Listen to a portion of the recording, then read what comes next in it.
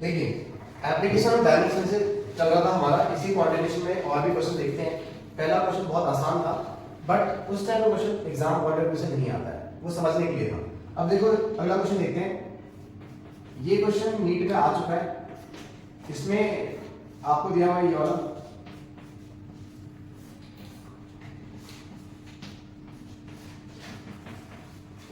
देखिए ये question NEET में आया हुआ है। ऐसे क्वेश्चन में इक्वेशन जो भी दी हो, हमें उससे कोई मतलब नहीं है कौन सी इक्वेशन है, क्या रिप्रेजेंट कर रहा है, क्योंकि जनरली गैस की इक्वेशन होती है बच्चों PV = nRT, PV = nRT।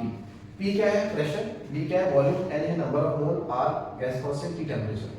लेकिन आप सोचो कुछ भी दिया होगा, हमें तो पता नहीं क्या है, बट क्वेश्चन पेपर में आपको कुछ पैरामीटर दिए होंगे, जैसे कि इसमें बोला होगा P प्रेशर है हमारा और V वॉल्यूम है। क्योंकि देखो V फॉर वॉल्यूम भी होता है, V फॉर वेलोसिटी भी होता है, तो इसलिए वो क्वेश्चन में ऑलरेडी मेंशन करके बैठेंगे आप। यहाँ पे R गैस कांस्टेंट है, हालांकि इसकी जरूरत भी नहीं पड़ेगी हमें इसमें, और T टेम्परेचर है, T हमारा टेम्परेचर है। और आपसे बोला गया कि find A by B ratio, मतलब A बाय B का रेशियो। क्वेश्चन टेस्ट करने के लिए वो A के साथ, A और B के साथ साथ ये भी पूछ लेते हैं, राइट। अब देखो कैसे सॉल्व करेंगे इसको। ये हमें पता चल चुका है P प्रेशर है, V वॉल्यूम है आपका, R gas constant, T temperature है। हालांकि ये इसी गैस इक्वेशन से बन के मॉडिफाई करके बनी है। अब एक बात ध्यान सुनिए बच्चों कि अगर ये प्रेशर है तो डेफिनेटली इस पूरी क्वांटिटी को क्या होना चाहिए, प्रेशर, क्योंकि same quantity can be added और सब्ट्रैक्टेड। केजी से केजी ऐड होगा, मास से मास ऐड होगा, लेंथ से लेंथ ऐड होगा। अलग दो क्वांटिटी ऐड नहीं हो सकती, जैसे कि मैं बोलूं 1 केजी चावल को 1 मीटर कपड़े से ऐड कर दो, दैट इज नॉट पॉसिबल। तो भाई ये इसका नंबर कुछ भी हो, इसका नंबर कुछ भी हो, मतलब न्यूमेरिकली ये नंबर बड़ा और छोटा हो सकता है, बट डायमेंशनली तो सेम होगा। भाई प्रेशर बड़ा हो या प्रेशर छोटा हो, डायमेंशनल फार्मूला बदलता बिल्कुल नहीं है। तो on the basis of that concept, जिसे हम बोलते हैं principle of homogeneity, principle of homogeneity बोलता है भाई same quantity can be subtracted और एडेड। तो ऑन दैट बेसिस हम बोल सकते हैं ये इसका डायमेंशन इसके डायमेंशन के बराबर होगा, यानी डायमेंशनली ये भी प्रेशर होना चाहिए। A बाय V स्क्वायर, हमें क्या निकालना है भाई, A निकालना है। तो हमें A निकालने के लिए बोलेंगे P इंटू V स्क्वायर। बेटा P क्या होता है, प्रेशर, प्रेशर होता है force upon area into volume का स्क्वायर। बेटा फोर्स का फॉर्मूला क्या होता है, फोर्स का फॉर्मूला होता है mLT-2, और वॉल्यूम क्या होता है बताओ, वॉल्यूम होता है L क्यूब, उसके ऊपर लगा हुआ स्क्वायर और नीचे लगा दो L स्क्वायर, क्योंकि एरिया है। अब एक बात ध्यान सुना मेरी बात, बेटा यहाँ पे L क्यूब की पावर स्क्वायर है, तो ये हो गया 6, 6 + 1 7, 7 में से 2 कटा तो 5। तो हमारे पास A की वैल्यू कितनी आ गई, mL कितना 6 और ये 2 5 और T-2, ये हमारे पास A आ गया इस तरीके से। नाउ सेम कांसेप्ट भाई, अगर ये वॉल्यूम है तो ये भी वॉल्यूम होना चाहिए, तो इस हिसाब से B को तो क्या होगा V, और बेटा V क्या है L क्यूब, तो हमारे पास आ गया B आ गया L क्यूब, यानी B आ गया L क्यूब और A आ गया mL 5 T-2। क्वेश्चन में और ट्विस्टिंग करने के लिए उन्होंने क्या किया, A बाय B बताओ, तो बेटा A बाय B, A कितना है हमारे पास mL 5 T-2 अपॉन कितना है L क्यूब। इसे सॉल्व करेंगे तो क्या आएगा mL स्क्वायर T-2। ये आपको पूछ सकता है। और अगर और थोड़ा चेंजेस करा तो बोलेगा बताओ भाई कौन सी क्वांटिटी है, तो देखो ये एक नहीं हो सकती है, 3 4 हो सकती है। टॉर्क भी यही होता है, वर्क भी यही होता है, और एनर्जी भी यही होता है। तो नीट में एक बार क्वेश्चन आया था कि A बाय B का जो रेशियो बन रहा है वो बताओ, इस टाइप के 3 से 4 पेयर दे रखे थे और आपको टिक करना था आंसर क्या है, ठीक है। तो I think this is clear. ये आपका इस टाइप क्वेश्चन बोर्ड्स में और नीट में जेई में भी आ सकते हैं, जेई में तो क्या नहीं आते, नीट में तो आ जाते हैं, ठीक है भाई। तो आई थिंक क्लियर हो गया सबको, है ना। चलो डन। देखिए डायमेंशनल एनालिसिस की सेकंड एप्लीकेशन करने जा रहे हैं हम लोग, है ना। इस पे क्वेश्चन सिर्फ आपका उसमें बनता है, नीट में ज्यादातर बनता है आजकल, ठीक है। हालांकि मेंस में भी आए हुए हैं, तो पहले हम बेसिक समझते हैं, उसके बाद इसके टफ लेवल के क्वेश्चन करेंगे। तो डिराइव कैसे करेंगे, देखो हमेशा क्वेश्चन में, इन क्वेश्चन में एक स्टेटमेंट दी होगी, तो बच्चों स्टेटमेंट जो है ना आपको पूरी प्रॉपर लिखी हुई होगी कि ये आपको डिराइव करना है और ये इस पैरामीटर पर डिपेंड करता है। फिलहाल मैं स्टेटमेंट नहीं बोल रहा, सीधे जो भी चीजें स्टेटमेंट की यहाँ पे बता दे रहा हूं आपको। क्वेश्चन में बोला है, मान लीजिए ये चीज क्वेश्चन से समझ में आएगी कि एक पेंडुलम है, उसका मास m है उसके बॉब का, लेंथ l है, और ये कहीं से हंग कर रखा है हमने, यानी लटका रखा है। अब जब इसको हल्का सा यहाँ पे ले जाके छोड़ेंगे तो ये ऑसिलेट करना चालू कर देगा, ठीक। तो स्टेटमेंट में लिखा होगा a pendulum Bob is hung with a string of length l and mass of bob is m and now we have displaced it through its mean position. This is called mean position. So it will start oscillating, right? ऐसा लिखा हुआ आएगा question में, बोलेगा कि derive the expression for time period of oscillation of a simple pendulum. मतलब कि pendulum एक चक्कर काटने में कितना टाइम लेता है वो ड्राइव करना है। तो मैंने अभी थोड़ी देर पहले बोला कि भाई आपको सारी स्टेटमेंट लिखी हुई होगी जो मैं बोल रहा हूं आपको, राइट। तो अब बोला किसके लिए, टाइम पीरियड के लिए फॉर्मूला निकालना है हमको। तो आप देखो क्वेश्चन में टाइम पीरियड डिपेंड किस पे कर रहा है, क्वेश्चन में टाइम पीरियड डिपेंड करेगा मास ऑफ द बॉब पे, ठीक है, दूसरा पैरामीटर आपकी लेंथ पे, और तीसरा parameter acceleration due to gravity पे, क्योंकि भाई ग्रेविटी ही इसको नीचे लेके आएगी, राइट। ग्रेविटी यानी mg का एक कंपोनेंट इधर आएगा और एक इधर चला जाएगा, वो मैं नहीं दिखा रहा, उसकी जरूरत नहीं है। तो बेटा एक बात बताओ, मास है तो पावर भी होगी, और इसकी पावर b होगी और इसकी पावर c होगी, ठीक है। यानी कि टाइम पीरियड 3 पैरामीटर पे डिपेंड कर रहा है, ये क्वेश्चन में क्लियरली मेंशन होता है, तो इसकी टेंशन लेने की जरूरत बिल्कुल नहीं है भाई आपको, ठीक। पहले आपने ये लिख दिया, अब हम लिखेंगे k, क्योंकि डायरेक्टली का सिंबल हटाते ही आपको पता है कांस्टेंट आ जाता है फिजिक्स में। ये कांस्टेंट बताता है कि वो जो सिस्टम है वो रियलिस्टिक है, वो आइडियल नहीं है, कहीं ना कहीं लॉस जरूर होगा। तो देखो k m की पावर a, l की पावर b और g की पावर c।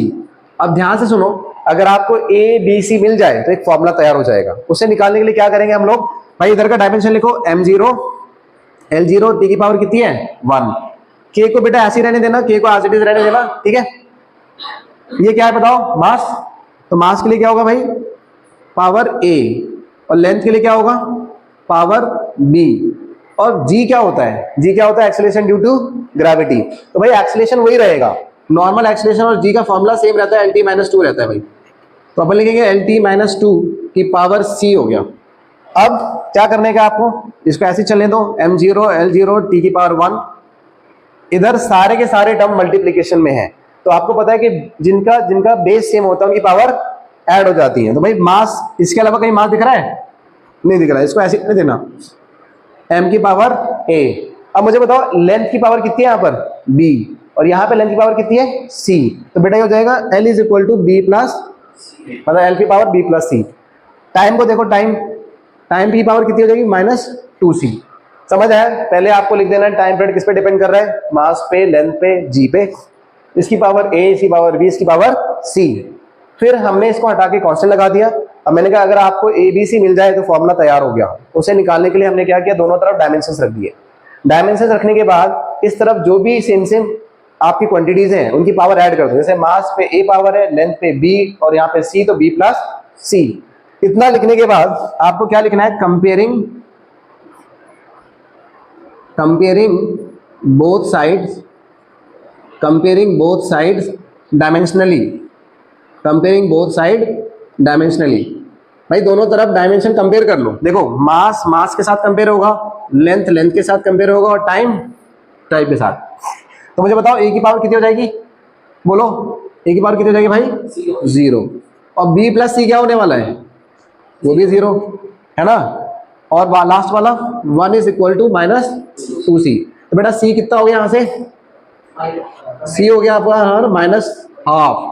इस c की वैल्यू उठा के यहाँ रख दो तो b कितना हो गया +12, राइट। अब हमें सब मिल गया, a मिल गया 0, b मिल गया ½ और बेटा c मिल गया -12। इन तीनों को उठा के इक्वेशन नंबर 1 में डाल दो तो हमारा फॉर्मूला बन जाएगा क्या, देयरफॉर ये बन जाएगा time is equal to k m की पावर 0, l की पावर कितनी है ½ l की पावर ½ और g की पावर कितनी है भाई -12। हाफ मतलब क्या होता है, अंडर रूट, हाफ मतलब अंडर रूट। तो हम बोलेंगे time period is equal to k m की पावर 0 1 हो गया, और ये मतलब होता है अंडर रूट l, और ये नीचे जाके अंडर रूट g। तो फाइनल फॉर्मूला हम बोल सकते हैं sir k is equal to under root l by g। और k की वैल्यू आपको पता हो या ना हो, उससे कोई फर्क नहीं पड़ता, राइट। तो इस तरीके से हम डिराइव करते हैं। आपको आई थिंक समझ में आया होगा कि हमेशा एक स्टेटमेंट दी होगी, आपको समझ आ रही बात है ना। स्टेटमेंट में जो जो पैरामीटर दे रखे हैं उनके ऊपर डाल दो इस तरीके से, दोनों तरफ डायमेंशन रखो, कंपेयर करो, एबीसी निकालो और आंसर मिल जाएगा हमारा। आई थिंक सबको क्लियर है, ज्यादा टफ नहीं है भाई, डन, ठीक है। चलो देखिए टू डिराइव फॉर्मूला में एक और एग्जांपल लेते हैं। पिछले एग्जांपल में आपने टाइम पीरियड निकालना सीखा। क्वेश्चन किसी भी लेवल का बन सकता है इसमें, बट आपको सिर्फ फॉर्मूला याद होना चाहिए और तरीका पता होना चाहिए। आपको नहीं पता कि भाई कितने फॉर्मूले आपके नए आने वाले हैं, क्योंकि 1 बाय 1 आप नए नए चैप्टर में जब जाओगे ना तो बहुत सारी नई नई चीजें आएंगी। हालांकि हमें उसकी टेंशन लेने की जरूरत नहीं है, क्योंकि सिंपल सी बात है, आपको स्टेटमेंट दी होगी, आपको पता हो ये चीज इसके ऊपर डिपेंड करती है, बस उसी को फॉलो करना, आंसर बनेगा। जैसे एग्जांपल देखो, एक जैसे क्वेश्चन है कि मान लो एक सर्कल में पार्टिकल घूम रहा है, राइट। मैंने कहा भाई एक पार्टिकल है m मास का, it is revolving about a centre. ये ऐसे ही बोल सकते हो कि यार ये प्लैनेट है और ये अर्थ है बीच में, ठीक, ये ऐसे घूम रही है, इसकी वेलोसिटी मान लो v से घूम रहा है, इसका रेडियस r है, m मास है, मतलब कुल मिला के ये चीज गोल गोल घूम रही है, इसका मास दे रखा है, रेडियस, वेलोसिटी। तो बोलेगा कि बताओ सेंट्रीपिटल फोर्स जो लग रहा है वो कितना होगा, मतलब कैसे बनेगा। भाई किसी भी बॉडी को सर्कल में घुमाने के लिए सेंट्रीपिटल फोर्स चाहिए होता है, हमें एक तरीके से सेंट्रीपिटल फोर्स का फॉर्मूला तैयार करना है। और ये क्वेश्चन में लिखा रहता है body is revolving in a circular track with mass this much, radius this much, ठीक है। Derive an expression for centripetal force which is required for keeping the body in a circular track. वो सारी statement आपको लिखी होगी। अब देखो भाई फोर्स किस पे डिपेंड कर रहा है बताना, मास पे कर रहा है, तो उसकी पावर क्या होगी a, दूसरा पैरामीटर रेडियस, पावर होगी b, तीसरा पैरामीटर तीसरा क्या है वेलोसिटी, पावर होगी c। तो कुल मिला के जो फोर्स है सेंट्रीपिटल फोर्स, वो मास पे डिपेंड कर रहा है, रेडियस पे डिपेंड कर रहा है और वेलोसिटी पे। इसे आप इसके बाद इक्वेशन नंबर 1 दे सकते हो, m की पावर a, r की पावर b, वेलोसिटी की पावर c, इक्वेशन नंबर 1, ठीक है। ये बन गया हमारे पास। सेम पैटर्न से जैसे पीछे किया हमने, इसका डायमेंशन फॉर्मूला रखो, इसका रखो, इसका रखो, दोनों तरफ ऐड करो पावर्स को सेम क्वांटिटी की और कंपेयर करो। तो देखो कोई भी फोर्स हो बेटा, उसको हम क्या बोलते हैं, mlt माइनस 2, के एज इट इज रहने दो, यहाँ पे हो जाएगा m की पावर a, m की पावर a, लेंथ की पावर l के ऊपर कितनी है b, और वेलोसिटी क्या होता है lt माइनस 1, है ना।